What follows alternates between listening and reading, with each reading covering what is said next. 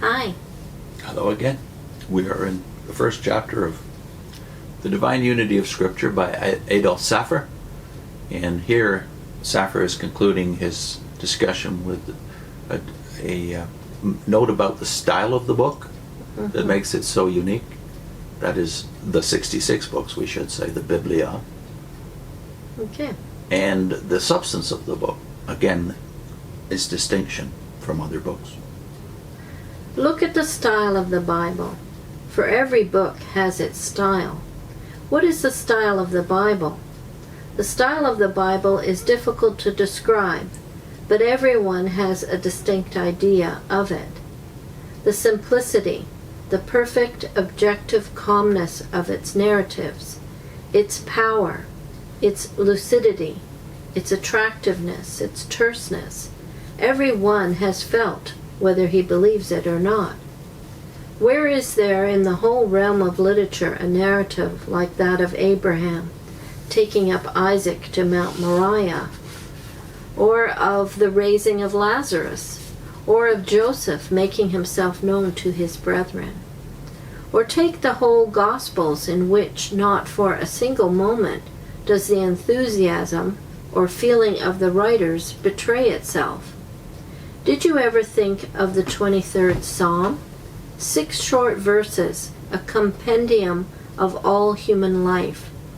A little nightingale that has gone through all the countries of the earth, pouring forth its inimitable melody, thrilling the heart and bringing peace and consolation to the soul. Do you think that all the poets in the world, if they were working forever so many years, could produce such 6 verses? How wonderful is the style of the Bible. I will read you what a great artist, one of the greatest lyrical poets has said about the Bible. He, being a true artist, saw what was beautiful in the Bible, and because he was a true artist, he saw that there was an infinite distance between anything that art could produce and this book. These are the words of Heinrich Heine, for many years a pantheist, a frivolous and pernicious writer, but a man of great genius. Quote, "What a book! Great and wide is the world, rooted in the depths of creation, mounting into the mysterious azure of the heavens. Indeed, it is God's word, while all other books evince only human skill. In the Bible is not a vestige of art. It is impossible to criticize its style." End of quote. So Heine, the greatest of German poets, agreed with Goethe, who he alluded to last time, that maybe the greatest of all German geniuses, even though they weren't Christians by any stretch of the imagination, not evangelical would recognize anyway. They still recognize the supremacy of this book. This man, Saphir goes on to say, came very near seeing what was the secret of the style of the Bible. As nature is above art, so is the Bible above other literature. When you see an artificial rose, you say, "How clever." When you see a real rose, you say, "How beautiful, how fragrant." As nature is above art, so is inspiration above nature. The man of genius is above the commonplace man. He is a law to himself. His words, his pictures, his sculpture are, as it were, a creation. But although the difference between the man of genius and the ordinary man is exceedingly great, it is nothing compared with the difference between a man in whom the Holy Ghost has kindled his light, and by whom the Spirit of the Most High is speaking, and the greatest and most brilliant genius. It is the voice of God, but yet a human voice, which speaks to us in this word. And all, whether they believe or not, must say, "Never man spake like this man. Never book was written like this book." We still copy all the stories. Let us pass now from the form to the substance of the Bible. There is no other book in the world so interesting to man as the Bible. What is new? What is old? People often make great mistakes in not distinguishing between modern and new. For there are many modern things which have been buried thousands of times already. and are only walking about like ghosts, having no blood and life in them. Whereas there are old things that are full of life, because they are eternal. In many branches of knowledge there is progress. Fact is discovered after fact, and experience comes after experience. And so by degrees stone is laid upon stone, and the great edifice is reared. But in the things which interest us most deeply, there is no progress. The questions which are asked in the days of Job are the same questions which are asked now, and apart from revelation, man has not advanced one single step toward answering these questions. We know with the utmost certainty that the 3 angles of a triangle are together equal to 2 right angles, and there can be no doubt about the calculations of astronomy as to the heavenly bodies. But of what use is such knowledge to man, woman, and child in affliction and in death?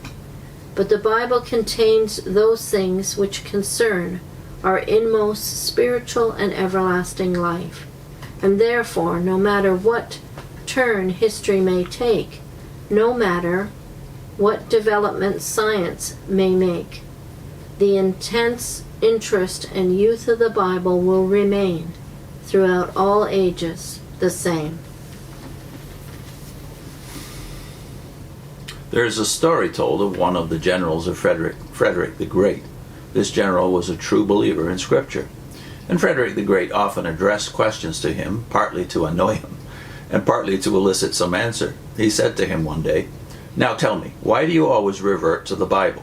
And General Schmidtt gave him this answer, which I think a most beautiful answer. Quote, "Because the Bible reveals to me a Father who numbers the very hairs of my head. Because the Bible reveals to me a Savior who by his blood expiates every one of my sins. And because the Bible shows unto me a heaven where I am to spend an everlasting and blessed existence." End of quote. And now I shall read to you the testimony of a German pantheist, the celebrated Strauss, that is, David Strauss, the Bible critic, the most famous perhaps of the higher critics, so-called. Strauss, who did not believe in a personal God, and who during his last illness said to his friends, "I'm just going out like a flickering candle that is burned down." In one of his latest books, he said, in order to account for the power of Christianity, quote, "The misery caused by the consciousness of our faults and the reproaches of conscience is relieved by Christianity. Through its doctrine of an expiatory atonement, the desolate feeling that we are the victims of blind chance vanishes before the sheltering arms of providence, and the darkness of the gloomy night of our earthly life is illuminated by the prospect of an immortal and heavenly blessedness." End of quote. Mm. Just what the Christian had said from his experience and stated as a fact derived from the Bible, this man sees to be just that which meets the requirements of the human heart and conscience, and sees that it is provided by Christianity. There is no peace without a Father who loves us and cares for us, a Savior who has taken away the burden from our conscience, and a hope of everlasting blessedness, which is the hope that maketh not ashamed. I shall conclude by saying a few words about Jesus, and while I speak of Jesus, think of the Bible parallel. Jesus, born at Bethlehem, brought up at Nazareth, never at the colleges of the learned, rejected by the Pharisees, derided by the Sadducees, crucified, dead and buried, lives. The mothers bring their little babies to him. Children sing to him, Hosanna. An innumerable multitude of weary and heavy-laden ones hear his voice, Come unto me. And the chosen of God confess, Thou art the Christ, the Son of the living God. Unto whom shall we go? Thou hast words of eternal life. Amen. Yeah, So to say that I don't have the evidence that the Bible is God's Word doesn't explain its appeal, its perennial appeal, as David Strauss and Heine and Goethe have acknowledged in this very chapter. There's no explanation other than somehow that it reaches a level of the human heart that nothing else does. The impact As that with it's Jesus. had on so many people for so many generations. Yeah. We'll put in a link to a series we did from a PDF that's available, by the way, that you can email us for. I think it's 4 videos. Why Jesus? Mm-hmm.